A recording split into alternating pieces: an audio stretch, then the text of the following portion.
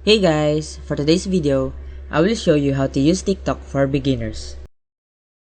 You will notice that the account now looks like a new one, so you can start using it as usual. The app has 4 or 5 tabs at the bottom that always stay the same. There are 5 tabs at the bottom of the TikTok app: the Home, Friends, the plus icon, the Inbox, and the Profile. The Home tab is the first one you'll see when you open the app. When you open the Home tab, you'll see several options. At the bottom of the screen, the tabs will remain the same, but at the top, you will see a live button,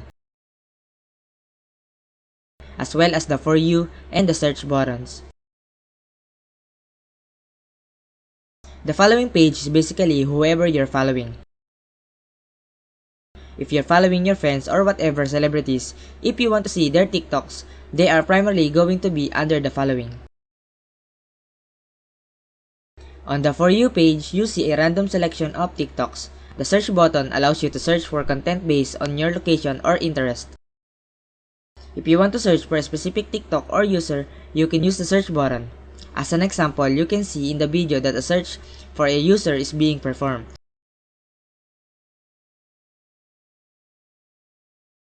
To move to the next TikTok, you simply swipe to the left or up. You can also swipe down to move to the previous TikTok. To find a new TikToks, continue swiping through the app. If you come across a TikTok that you like, you can double tap on it to like it. The option to like the TikTok will appear on the screen. If you want to leave a comment, you can just tap on the comment section below the video. Now, you can also click on the bookmark tab right here as well. So if you want to bookmark this specific TikTok, you can just click there. You can bookmark it.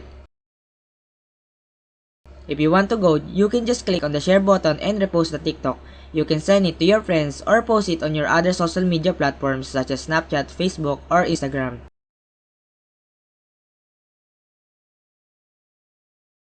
Now, if you want to go ahead and see a little bit more information about this TikTok, you can always see their little description down here. You can also listen to the original sound being used in the TikTok and use it for your own videos.